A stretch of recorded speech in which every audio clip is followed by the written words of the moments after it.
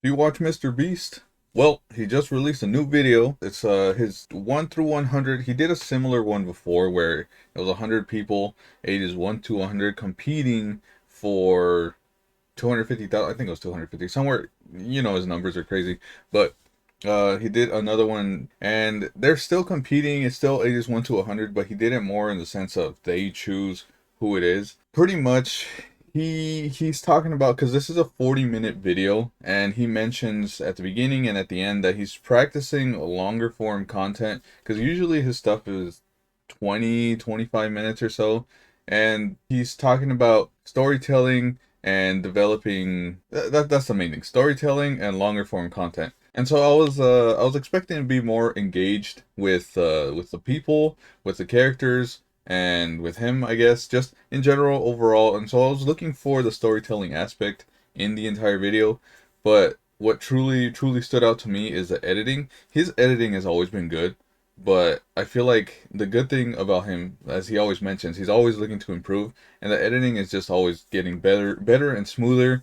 And I felt that in this video. You had music, you had transitions, you had effects and other stuff. He even threw in funny stuff. At one point, there's a bald guy, and they're talking to him, and they just like edit a shine onto his hat. I don't know. I thought that was pretty funny. Well, I really like the editing. I feel like the whole storytelling and stuff fell flat. And I don't blame him or anything at all for not getting that sense of storytelling. And maybe some people did, but I got the whole sense of it's cutthroat, people fighting for the 250, doing whatever they can.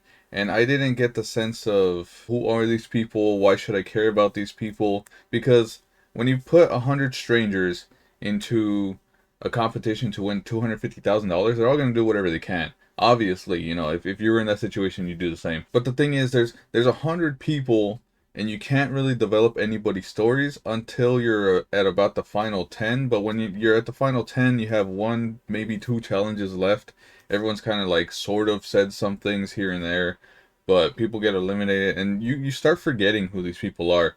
And then the thing about this video is he focused a lot on certain people, but then they got eliminated, and then sort of he had to reintroduce people at the second half, so he only had the half amount of time to sort of build on them. And he starts talking about how some people had alliances and all this, and then obviously it comes back to the whole cutthroat thing, money going on, and people are gonna do whatever they can to get that money. They're gonna lie, they're gonna there was no cheating, but they're gonna lie even though they said that they're not gonna lie. And so, which is normal. Even with the 40-minute time frame, he couldn't do it. But I think it's only due to the amount of people in the channel. There's 100 people. How are you supposed to, without giving away the winner? How are you supposed to generate or develop anybody's story enough for the viewer to care? Because there was a few people, again, how I said that they got eliminated in like the first half, who I kind of, I guess, felt a bit more attached to, just because of how they were building them up and what was happening. They gave more insight, more storytelling, I guess, a little bit. Even then, now that I think about it, nobody really had any sort of like story. There was one point where there were some people were given the opportunity to explain why they deserved it because it was like the top 25 or something. But even then, a lot of it was kind of just like, I have bills to pay, I have this to do, I have kids with disabilities, which, everybody has things that are happening, and so it's hard to sort of like be like, oh, well, this one stands out because this is worse than other things. It's just like everybody has different things that are happening. Some people get laid off. Some people, again, as I just mentioned, there's problems and there's issues. And another person at some point in the video mentioned that, like, hey, we're all deserving of this money. And then the other guy says, well, none of us deserve it, but we're here to play and win. And I have to agree with the second guy. We're just like, you got lucky enough to be in a video for MrBeast, and you have the opportunity to play, but you're here to win. Yeah, to play the game and to win, because it's not an opportunity that's just brought up and given to most people. Because the way MrBeast does his things, strangers wise, now these people are in a pool of over 200 million people. Like, your chances of being picked are so slim, and so it's not like you deserve it because you did something right. You got lucky and you get chosen. Not saying that you shouldn't get it for being there and trying, but that's the thing. Once you get there and you get lucky enough to be there, you gotta actually put the effort and try, because at that point, again, like the guy said, it's a game. But basically, what I'm trying to get at is I think that MrBeast can do really well with storytelling. If he does longer videos, like say an hour or something, or if he does a full length movie or something, I'm sure that he can, with his knowledge and his experience and everything, he can keep all the crazy editing, the cool editing, all that stuff, and still convey a story and tell a story, because he did that pretty successfully with Mac, which again, he's this other guy. I had seen him before on Eric's channel, and then also he has his own thing. And so like I kind of knew who he was, but you sort of, not even in the sense of his personal life, you kind of just get an idea of like how he acts and like how he thinks and stuff that he does when he was competing for his own I don't know, 200 something thousand, whatever amount. And so you see him develop, or just get to know him as a contestant sort of thing. And so a lot of the audience likes him and people learn who he is. But that took 3 videos across 20-25 minutes each, so about an hour. So if he was able to take a video and it was focused around maybe 4 people or something, or I don't know, usually it's one person, it's up to 10, but then he does his challenges like this one in Squid Games where it's, you know, over 50, 100, whatever. And so I do think he can do it. It's just it didn't work. It depends on the format. I feel like while I still enjoyed the entire video through, it was more because of the anticipation, which I guess is an emotion.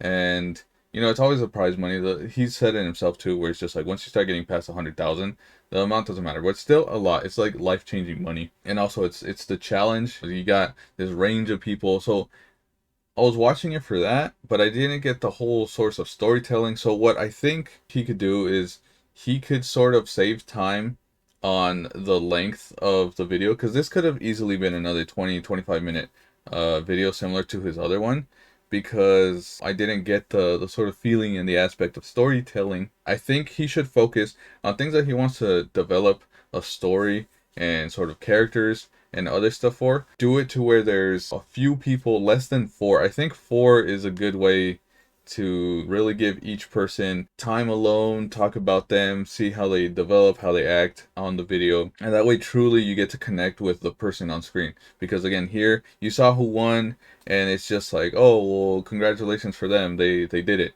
But I didn't feel attached to these people. And that's the whole point of storytelling. You want to feel like you know this person or that you're invested in some way.